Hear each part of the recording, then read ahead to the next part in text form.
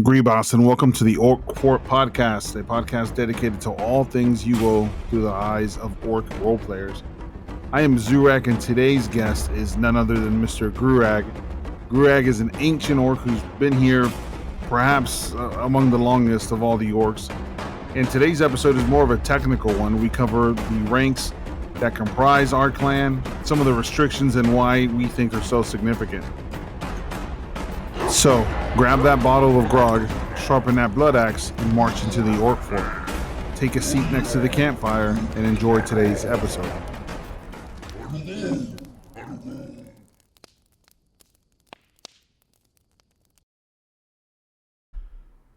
All right, Greg, welcome to the Orc Fort Podcast, man. How's it going, Gribas? Gribas! I'm doing good. You? I'm doing wonderful, man. I'm so glad we get to sit down. I think you are officially or unofficially the oldest orc in the clan, or at least one of the oldest gray-haired, bad back having orcs that we still have around. Yeah, not in human age, but definitely Grurag. It's long enough ago that we can't figure out exactly who came first, but definitely there's like two or three of us, Nerol, Omega, and I, that are around that area that we sort of started around the same time. Yeah, and I gave you a brief introduction to the listeners, but I want to give you a chance to sort of introduce who you are, and kind of give a brief description about why you're on this podcast. That's a good question. Why am I on this podcast? Yeah, I don't know yet. I'm trying to figure it out. Yeah. I don't know. I'm Grurag. Some say I'm low-key the oldest orc in the clan right now, at least active. That's constantly in communication. I was your rank. I was Goth back in 2001, 2000, and I was the first, not the first Goth, but the first Goth for a war chief that was not one of the founders. So that was Vrishnak. Okay. So Vrishnak was the first. Yeah, he was the first clear Goth that was not one of the founders. So that puts me a long time ago. Yeah, I call you guys the dial-up orcs. You know, you guys were orcing back in the AOL days and before that. You know, which is kind of insane to think about. I did start on 28.8, so that was when I first played you. I was on 28.8. So oh my god! Mom, put the phone down. Since you've been there so long, I thought it'd be a great kind of.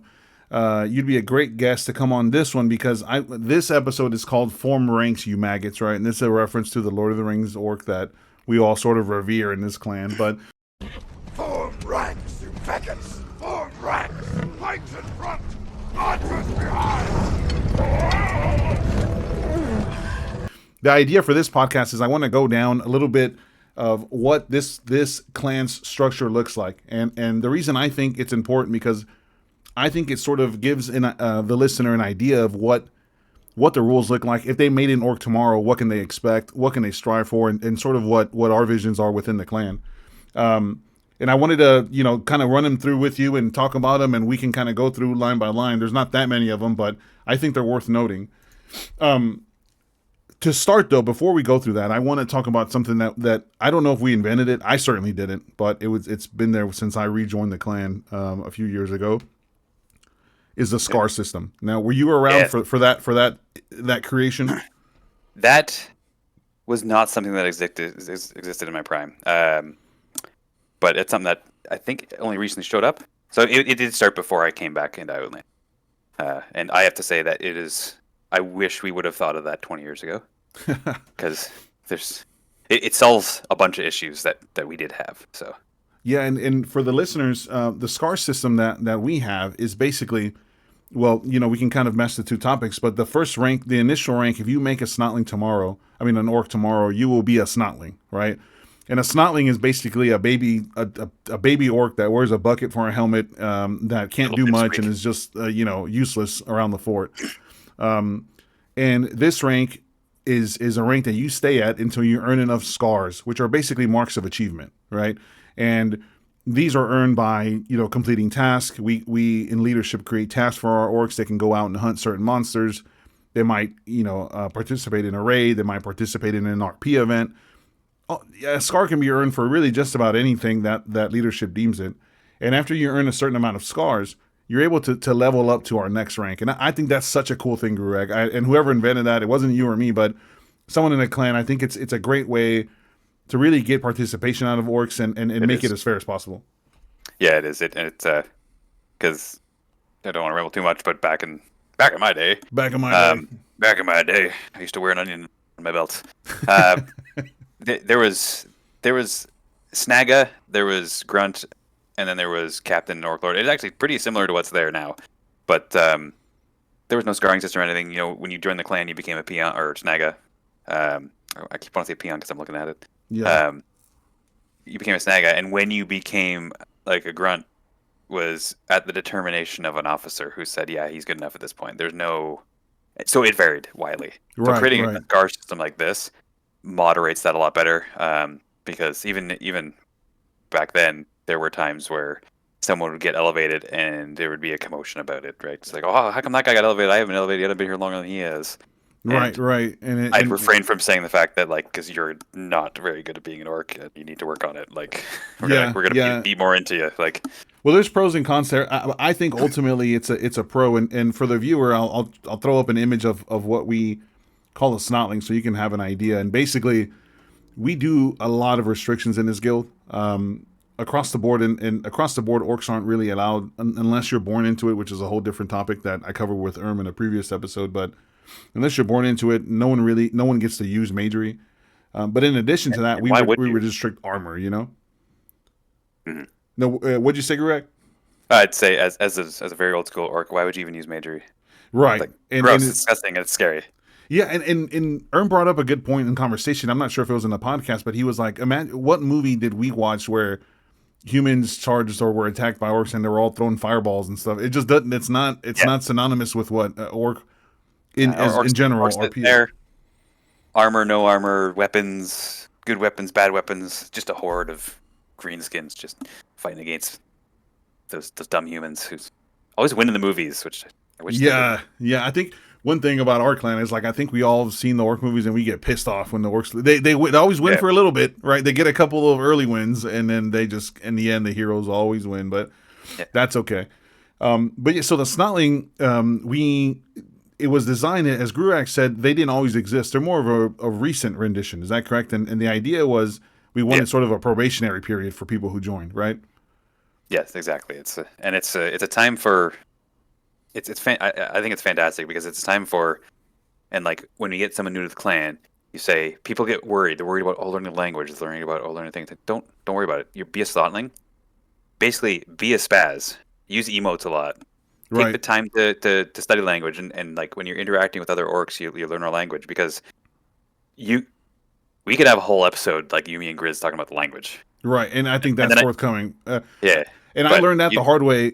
For the listeners out there, when he says we have our own language and we're hardcore about this, I'll give you a quick story. This is back in OSI days. I don't know, 2001 or 2003 or something when I first joined, a little after you guys. But probably my first fight as an orc, fort fight. You know what I mean? And those got hectic as hell. But yeah, no mic. That wasn't much of a fort, right? No Discord where there's like a cop out where I can just talk to you in English like this, right? So I had to type in game, and I remember I turned over to one of the orcs and I was like, I don't have, I said like AIDS or something, you know, AIDS, and they're like, what? Like they got so upset that, you know, I just made up this word that mid fight they killed me. You know, I remember thinking like, God, these guys take this shit seriously, man. You know, like they were so offended mid fight, just killed me. You know.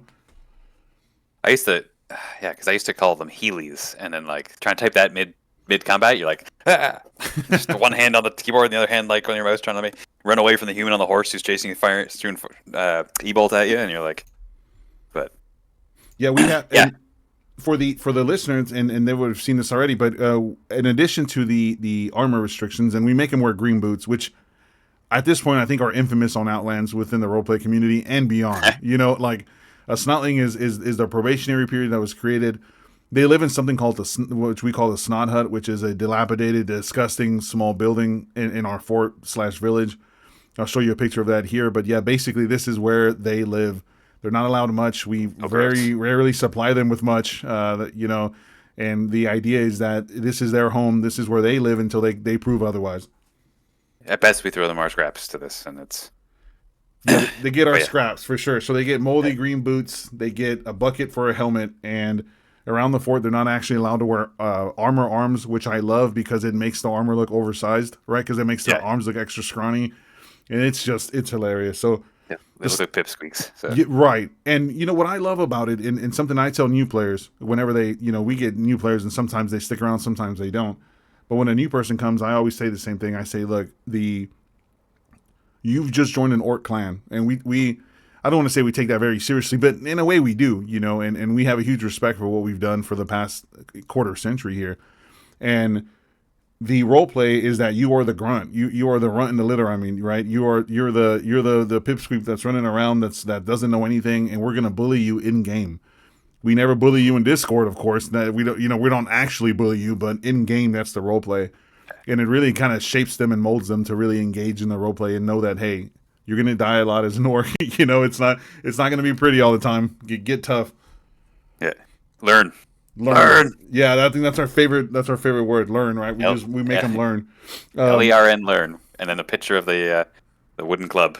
Yes, yeah. There's an infamous photo in our clan. Actually, I'll show y'all here if you're watching it. You can see it, but we restrict what they can use too. I think that's another thing. Armor wise, you take something, Grurag, and I always found this so sort of valuable, right? Because in our clan, if you're wielding like a heavy mace or something like that, a warhammer, that means something, right? That means you reach a certain status, and in our clan, that means something. So snots get pitchforks, clubs. We kind of spoiled them lately with the last modification, but yeah, they got a bit too much. we need to take that back some. They got a couple of good things, but I think for a while they were only allowed practice bows. I don't know if you were around for that era. Yeah, it was. Archery wasn't really allowed for the snotlings, and even when I was doing the snotling thing, like their weaponry got massively expanded by Outlands making the mining or the gathering tools actual weapons, like the pickaxe and stuff.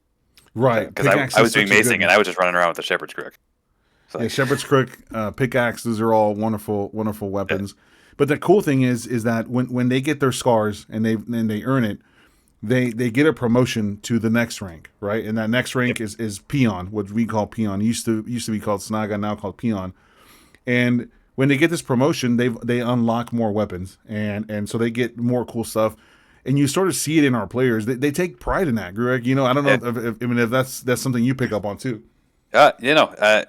The people that get through snotling and that you can tell are getting it and understanding it. What is very hard to describe of why it's fun to be an orc, but it isn't hard to describe. But like people that reach the peon rank, they get through snotling, and they're like, "Yes, I can do this now, and I'm a peon now," and then they're all excited they're a peon, and then a bunch of us yell at them that the peons aren't special. And so the peon, you're not a snotling anymore. You're kind of an orc now. You've got the taste of being an orc. You get more into it. But the grunts are still going to beat you up, just not as much as snots. But you get to beat up snots now. Yeah, you've been promoted. You're you went from freshman to sophomore, right? In high school, you're still not quite the seniors, but you're definitely not the fishies. And they unlock some stuff, and they get out of the green boots, and we do a small little ceremony. We still beat the crap out of them, right? But they get promoted. And they're not quite members yet, so they still live mostly out of the snot hut. They're the big fish in a snot hut now, but they're not quite ready yet for that grunt status. Yeah, I think the best way to say it is the snotling is your trial period to being an orc, and if you can make it past snotling, then you become a entry level member of the clan, so to speak. Yeah, and I think based on and my sample size is small here, but based on what I've seen. Other guilds entry level probably is like a week. They're like, you got to show us your stuff for a week. I mean, ours is a 24 scar requirement. So they got to attend 24 events to be even allowed into the, to become a peon and not a snotling. But, one thing to note before we move on from snotling to peon is there's a bunch of orcs, and I always admire them, and players who come in and they want to remain snotlings, right? And because they just love being able to RP something silly. They charge in. We have a guy, for example, named Clubbo, and a snotling who's already told me he's forever a snotling. He'll just be like, "Don't give me scars," I don't want to rank up. I didn't know that. Yeah, because he has. I mean, he's an established player in a human guild, but he just when he wants to mess around, he jumps on his orc, or when there's an event, he catches a Discord. We might have a 40-person fight or something, If he can make it, he'll come and he'll just. I'm like charging 3, and he instantly charges right and dies, and just is a dumb snot, and he finds it hilarious, and I think it's awesome and a great opportunity for people who want to just be more carefree. I think it's an awesome role in that regard. That's a great example too. Is like people join the clan and they're like, "Oh, I gotta get up." I'm like, no, you don't. Like, for example, Clubble there. Like, if he's already got his established character to play, but he wants to have some fun sometimes, come on, just make a Snotling. Yeah. Even if you never make a past Snotling, you can still have just some mindless fun with it. Yeah, no, I agree. It's probably my favorite rank out of all of us. I think it's the most distinguished. But as we move up, they get more responsibilities. Not quite much, but Peon does unlock bigger weapons. I think we let them actually use real stuff at that point. What would be real orc weapons. But I think more importantly is they don't have to wear a bucket anymore. Dude, they love that when they finally get to wear an orc helmet. So like they got to be an orc a little bit. Yep, exactly. Finally, the coveted orc helmet. But yeah, and what we do, or at least what I do, whenever a Snotling becomes a Peon, I make him go get it, and when they come back and put it on, we just like kill him, beat the shit out of him. Yeah. Like we welcome, and then we tell him he's not special, or they're not special. It's like, congratulations, you're a Peon. All right, Peon, great. Just the beatings. The beatings commence. Yeah. You're not special. Peon's not special. Yeah, Peon's not special. But they get little brown boots. They get they step off from the moldy green. They're in brown nice boots now, and they get to ride Snotlings don't get mounts. How can I forget that? Right. That's the critical one. We used to be mountless as a clan back in OSI, even in the beginnings of Outlands. But the way Outlands goes, it's really difficult to really do end game stuff. You basically can't faction. You can't do none of that stuff. I mean, it's hard enough without any recall allowed.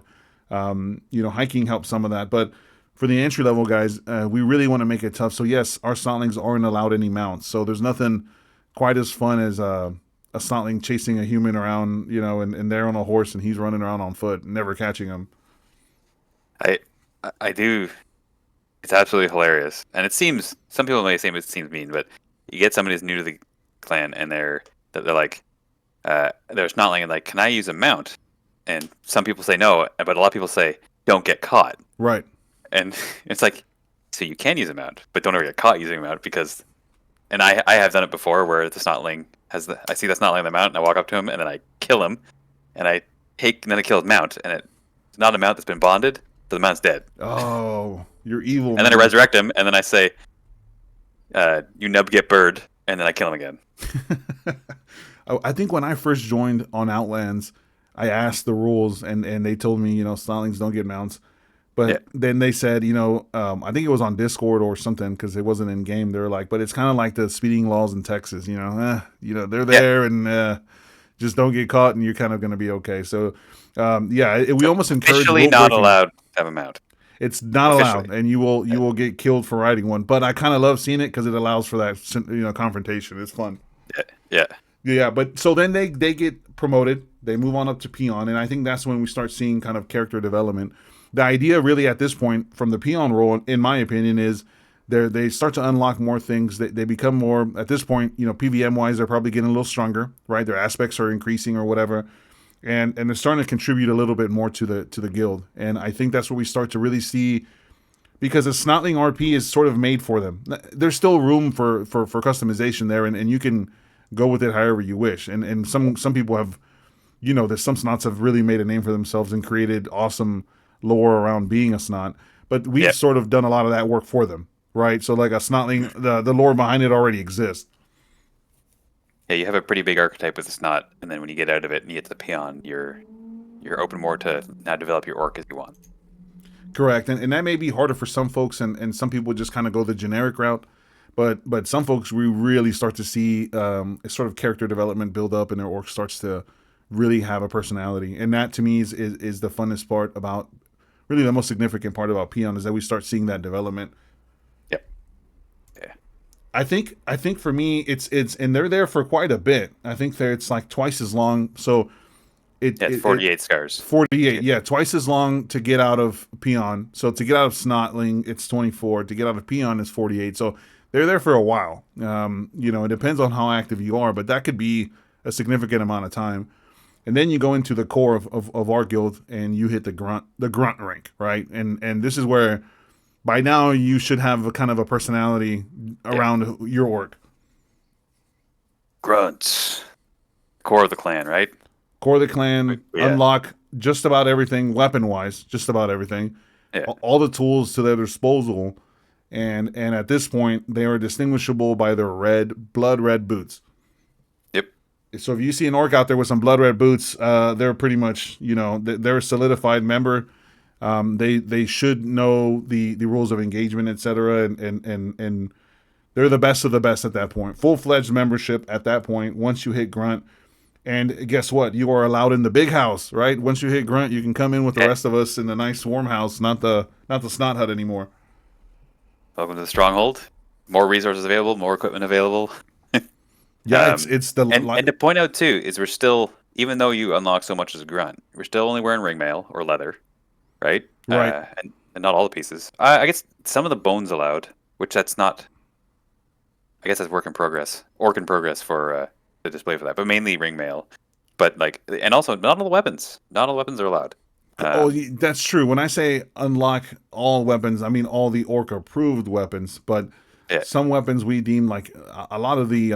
I liked fencing for a while, Grurag, but a lot of the fencing weapons just they look too human. Like a lot of them are too human. So we restrict weapon types for sure because our number one rule is no whining. That's the number one guild rule. But the really close second is RP first, right? So if we're not RPing orcs, then what the hell are we doing here? So when it comes to our weapon choices, we allow a lot of them. I mean, you can choose a lot of different weapons, but yeah, we're not going to have you looking like a human either. So ringmail only or leather, but usually it's going to be ringmail. And you know what's weird is we use it so much, and everyone in our guild and our clan uses it, that it's always kind of weird to see others use it. It almost feels like, what are you doing? If you see a human character that's not in plate mail, and it's in ring, and you're like, excuse me, that's mine. That belongs to me, sir. Gib. Yeah, Gib. Yeah, so that sort of is the grunt core. Now, most members, that's the first full-fledged member. Then from there, we move on to what we call Raider. Now, a Raider can be distinguished, one, because a Raider and above, this is a level 4 and above, a Raider rides a wolf. So that's really going to be, and that may change because there's talks of maybe they're going to be bondable as of the recording of this podcast in the future. Oh, yeah. But as of right now, they're special to us, and only the Raiders and above can ride a wolf. And a Raider, I mean, at this point is what? I don't know, a veteran, if you'd call it. I don't know what's the equivalent. Yeah, I'd say you're sort of your older veteran orcs or senior orcs, stuff like that. There's a few of us that are still at the grunt rank that haven't hit Raider yet. That technically Raiders, but they're your veterans. That's all you can say. They're the big guys on the campus. Right? Yeah. I think we just had one. I think it was Dorchak who hit Raider. He's the latest Raider. Yeah, he did. He did, right? And just to keep you in, give this into perspective, why it's such a big deal for us. 24 to get out of Snot and get your mount, right? You get an Osterd, by the way. We only ride Osterds and Wolves. An additional 48 to get out of Peon to get into Grunt. Once you hit Grunt, you need 200 scars to hit Raider for us. Yeah, that's 200 events. That's 200 task completions. If you attend Boss Night, for example, with our alliance, you get 1 scar. It's not an easy thing to get the 200 scars. So it's a huge accomplishment for us. And I always find it funny because you see other people riding wolves and other people wearing at that point Raiders are allowed to wear what is it called, shadow iron. Shadow iron. That's right. Yeah, they're allowed shadow iron. Yeah. It makes them a little more distinguishable. And when you see an orc in shadow iron, it means a hell of a lot to us. But you go into New Cero 2 and it's like, dude, in all shadow iron, a plate mail, and it's like, you didn't earn that, buddy. Yeah. Gib. Yeah, give it. Stick the pie out and do the clasping motion. It's like Gib. Chinese. Jet.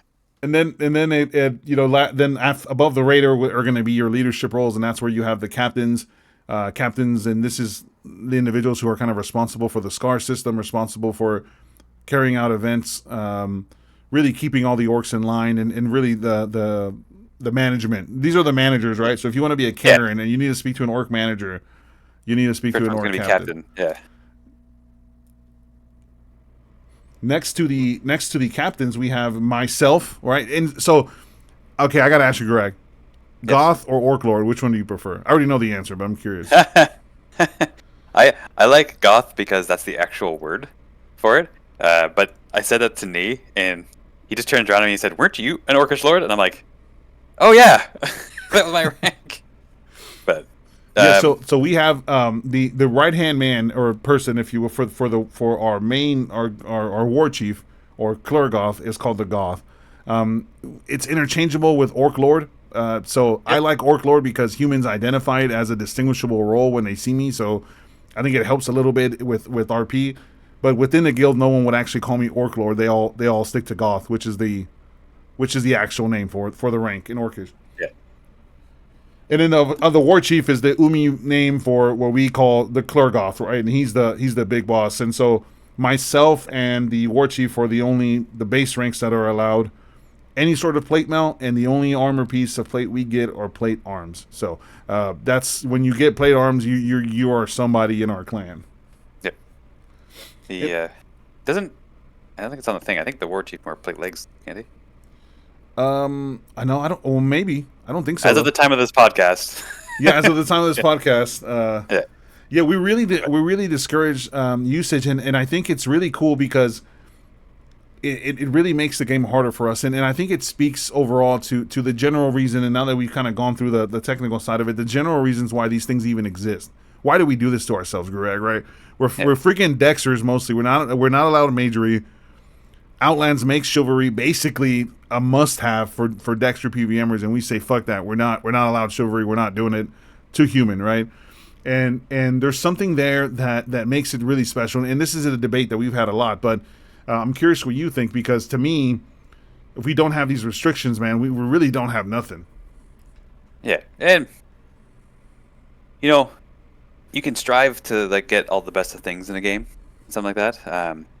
Ultima Online's pretty unique in the way that it is less of the grind. You look at games like Warcraft and all its clones and all this built off it, and literally you're just constantly grinding for the next best thing, constantly grinding for the next best thing.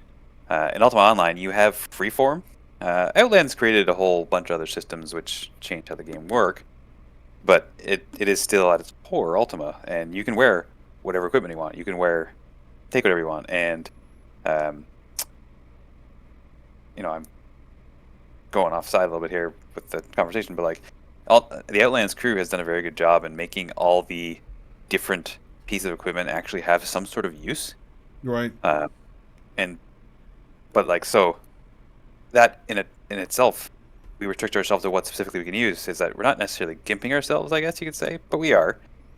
But it does make the game more interesting because then it's not just like you don't hit your plateau of like, I'm just gonna go grind Xu'rek constantly over and over. I'm gonna get plate mail. I'm gonna have Agape plate mail, and I'm gonna have all these magical items and stuff like that.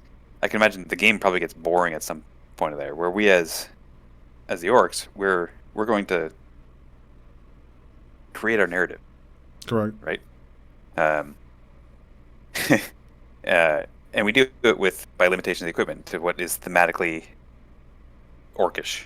So we look like orcs, and we act like orcs, and we act like orcs, right? Yeah, look like orcs, act like orcs, and we use weapons that make us look even more orky, even though they're crappy. And me, I'm a tamer. I use pets that are more orcish, even though they're not the meta or whatever. I don't care about any of that. But the good thing is that I kind of piggybacking on what you said, Outlands to me did a great job of like, look, yes, I get chivalry, whatever, and I've been on the suggestions for channel in Outlands Discord kind of complaining about it, but I did say, if you can make chivalry like an evil version of it, etc. But really, we truly don't need it. You know what I mean? Because there's so many other options. Even with magery, for example, we're not allowed to recall anywhere. We're not allowed a rune book, even though we don't technically have magery. If we can use the charges, we don't allow any. You cannot cast a recall spell in any kind of capacity. But guess what? You can do. You can hike, right? And now it's different as of the time of this recording. So when hiking first introduced, you had to actually go to the place, set a fire down, and unlock the area to hike to it later. Yeah. And I thought that was so cool, right? Because it forced you to go.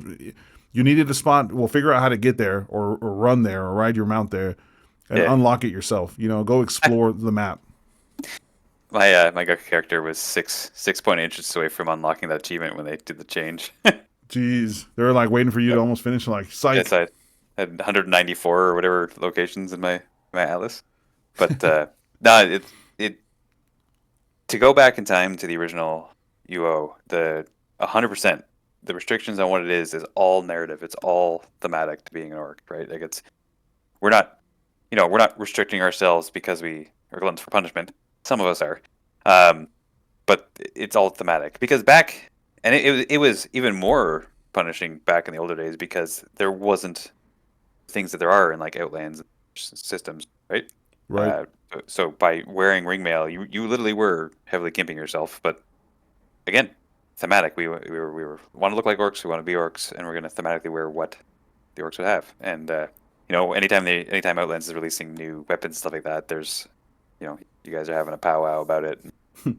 Yeah, the leadership channel is just like, is this or no? This is too human, and I'm like, nah. If this and this, and Nee says no to everything, right? Yeah, if it was up to him, yeah, we'd be on foot, wearing all having clubs and axes.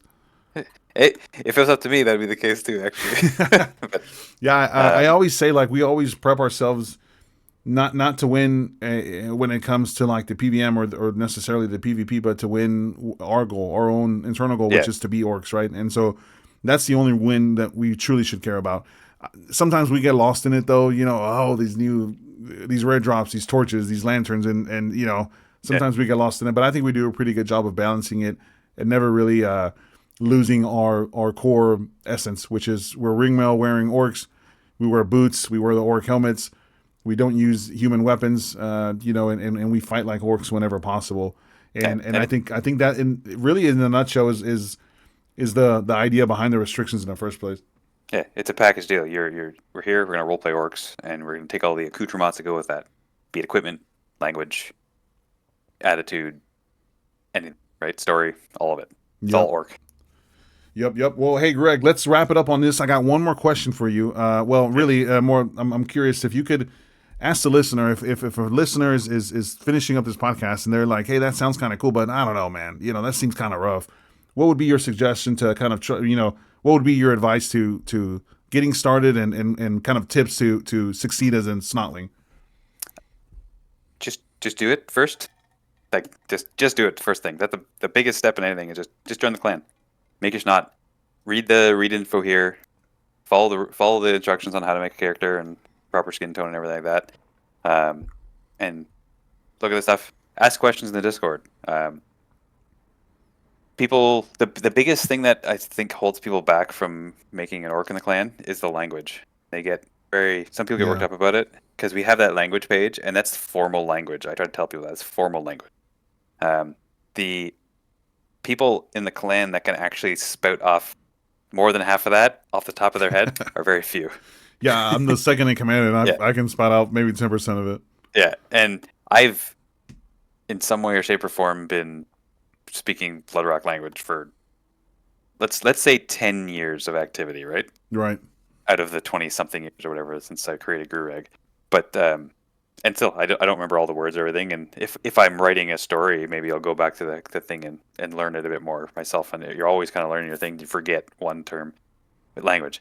Just as a snot, join a snot. Just emote for a while. And then as you're interacting with orcs, you're going to start picking it up because it's basically pidgin English, right? Like Correct. You just have to read it like if a preschooler wrote you something and somehow managed to keyboard it. Yeah, I think the emotes is a big key, man. I tell everybody, they're like, I'm like, dude, just emotes looks confused. Literally, just emote looks confused. That'll get you by as a snotling, Yeah, frighteningly confused or seriously confused. Or squeals. Who was it that just did squeals? Squeals all over. Squeals was hilarious. Just squeals every time we'd ask him something. Squeal. Oh my god. Yeah. Or shoot, Omeg made grunt on one of his alts, where I think his snotling got hit in the head too hard, and he thinks he's a dog. Are you aware of this? Oh yeah, he only barks. And all he does is he's never spoken. So something's wrong with him in the head, and he just arf arf barf barf and just barks and lifts his hind leg and pees everywhere. Like I don't know what's wrong with that orc, but he made grunt without ever even speaking orcish. So there's ways to do it. Exactly. I think I'll leave it off with what I think is the biggest holdback. And I think people probably think we take this game too seriously when it's probably the opposite, right? And Probably take this game the least seriously. the least seriously. And we welcome people who are, we don't care if you're, there's guilds out there where they need to know exactly where your other characters are and you're not allowed this. We don't care about any of that. Come make us not. We have fights. We just had a fight with GG that was probably the biggest I've seen in a while. We almost hit 70 people at the RP fight that we had scheduled. And, just join in and grab a bow, grab a pitchfork, join in and hit a human or two for us, and join in for the events. And you'll realize very quickly that we're not asking much of you at all. There's really no requirements other than just a RP and be an orc at all times. I'd say the biggest requirement is that anybody can join Bloodrock. You can try it out. It doesn't have to be your main character. Just that when you're on your orc, you're your orc. Your other characters are not part of Bloodrock clan. Yeah, right? don't bring your humans around the fort. He will get killed. They will get killed. Because they're humans. It doesn't matter if it's you, your player. We're role playing orcs, and when you see human, well, ask for tribute first. When they don't give you tribute, you kill them. Yep. I agree. Right. I agree. Well, Grurag, man, it's been awesome, man. Hopefully we were able to kind of teach a little bit. I don't know. It's kind of informative, right? I mean, we kind of walked through the ranks, and we're nerded out a little bit over our ranks, but I think it speaks to the community and sort of the sort of structure and lore that we have around our own rendition of what an orc is, right? I think we often we come across people that are like, oh, I never forget. I told someone we were doing an event, and I said we should all load up in a ship and sell there, old fashioned. I don't want to gate there. I want to sell there. And they were like, well, you can't do that because orcs don't like water. And I was like, in what, I get they probably saw that or read that in somewhere in a whatever. But we're not Warcraft orcs. We're not Warhammer orcs. We're not Lord of the Ring orcs. We're all of those combined, bastardized, and then created into something new. So our society and our structures is really unique, and it's kind of cool to share it with the listeners. So I appreciate you, man, coming on, taking the time to go through that with me, and I hope you join me again for another episode. Yeah, I'll definitely be back when you ask, and thank you for asking me to be on tonight. Yeah, no problem, man. Googie. Cookie.